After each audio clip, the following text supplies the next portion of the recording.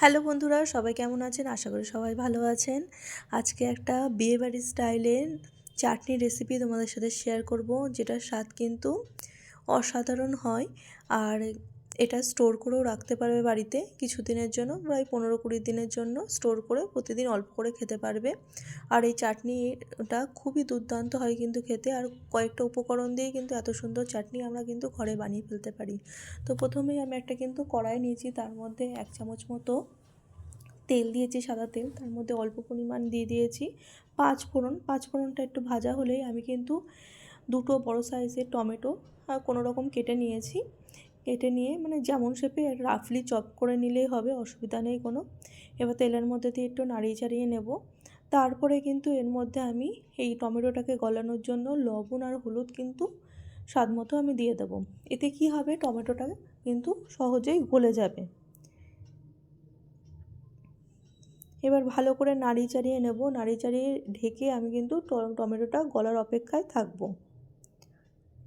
এরপর দেখব কিছুক্ষণ পর, প্রায় 5-10 মিনিট পর দেখব টমেটোটা এরকম গলে গেছে। এই সময় একটু ভালো করে নাড়িয়ে চাড়িয়ে নেব। টমেটোটা গলে গেলেই নাড়িয়ে চাড়িয়ে নেওয়ার পর আমরা কিন্তু এর মধ্যে চিনি দেব। তবে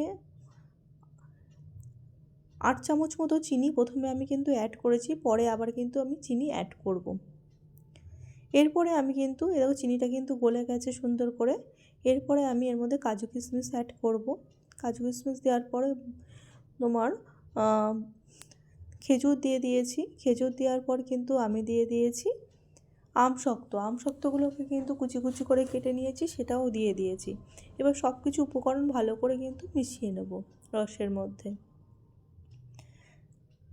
কারণ এর মধ্যে রসগুলো সুন্দর ঢুকে আমশক্তগুলো ভাজগুলো ছেড়ে ছেড়ে যাবে। আর খেজুরের মধ্যেও কিন্তু মিষ্টি রসটা ঢুকে গেলে খেজুরটা কিন্তু খুব সুন্দর খেতে লাগবে। তোমরা চাইলে খেজুর থেকে বীজটা বার করে দিতে পারো। আমি কিন্তু সময়ের অভাবে খেজুর থেকে বীজটা বার করতে পারিনি, বীজ সমেতই খেজুর কিন্তু আমি এর মধ্যে দিয়ে দিয়েছি। একটুখানি আস্তে আস্তে মানে ফুটতে থাকবে, এটা হাই ফ্লেমে করবে, অসুবিধার কিছুই নেই। তারপরে আমি কিন্তু আবার 8 চামচ মতো চিনি এর মধ্যে কিন্তু দিয়ে দিয়েছি, আর ওর মধ্যে সামান্য জল অ্যাড করেছি। এবার সব কিছু আমরা কিন্তু ভালো করে মিশিয়ে দেব। খুব সহজেই কিন্তু এত সুন্দর চাটনি ঘরেই বানিয়ে নেওয়া যায়, যেটা খেতে দুর্দান্ত লাগে। আর খাওয়ার পর কিন্তু একটু চাটনি হলে কিন্তু খেতে আমাদের খুবই ভালো লাগে। একটু খাওয়ার পর, ভাত খাওয়ার পর একটু চাটনি মুখে দিলে খুবই ভালো লাগে খেতে।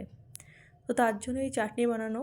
আমার বাড়ির সবাই চাটনি খেতে খুবই ভালোবাসে, তাই অনেকটা পরিমাণে আমি চাটনিটা বানিয়েছিলাম। এরপরে টমেটোগুলো ভালো করে আমি গলিয়ে দিয়েছি। আমার দেখো মানে কি বলবো, মানে চাটনির শিরাটা অনেকটা গাঢ় হয়ে এসছে। আমি আরটুখানি গাঢ় করব, তাহলেই হয়ে যাবে। বেশি গাঢ় করলে আবার চিটচিটে হয়ে যাবে, সেটা করবেন না। তো মোটামুটি একটুখানি পাতলা অবস্থায় নামাতে হবে, কারণ ঠান্ডা অবস্থায় কিন্তু ঠান্ডা হলে অনেকটাই গাঢ় হয়ে যায়। এরপরে আমি এর মধ্যে কিন্তু লেবুর রস ফ্লেভারের জন্য কিন্তু লেবুর রস ব্যবহার করেছি 2 চামচ মতো। 2 চামচ লেবুর রস, বড় চামচের 2 চামচ কিন্তু লেবুর রস, পাতিলেবুর রস আমি এর মধ্যে অ্যাড করেছি। এটা ব্যবহার করলে কিন্তু চাটনির ফ্লেভারটা অনেক সুন্দর আসে।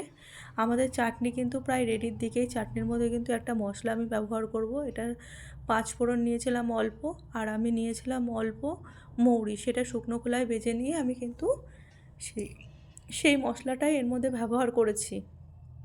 এটা দিলে টেস্টটা অনেক অংশেই বেড়ে যায় চাটনির, একদম বিয়েবাড়ির মতো চাটনির টেস্ট হয়। তো এই পাতলা থিকনেসে কিন্তু আমি চাটনিটাকে রেখেছি। আর ঠান্ডা হয়ে গেলে এর গাঢ়ত্ব মানে গাঢ় হয়ে যাবে। বেশি গাঢ় করলে সেটা একদম মানে কী বল, চিটচিটে হয়ে যাবে, সেটা ভালো লাগবে না। তো ওই থিকনেসে আমি রেখেছি। ঠান্ডা এখন একদম গরম। ঠান্ডা হয়ে গেলে কিন্তু এটা 15 দিন মতো আপনারা স্টোর করে অল্প অল্প করে খেতে পারবেন। তাহলে এই চাটনির ভিডিওটি কেমন লাগলো অবশ্যই আমাদের জানাবে। আর আমার ভিডিওটা ভালো লাগলে অবশ্যই লাইক, শেয়ার, কমেন্ট করতে কিন্তু একদমই ভুলবেন না। আর অবশ্যই আমার চ্যানেলটিকে সাবস্ক্রাইব করে দেবেন। তাহলে আজকের মতো আসি, টাটা।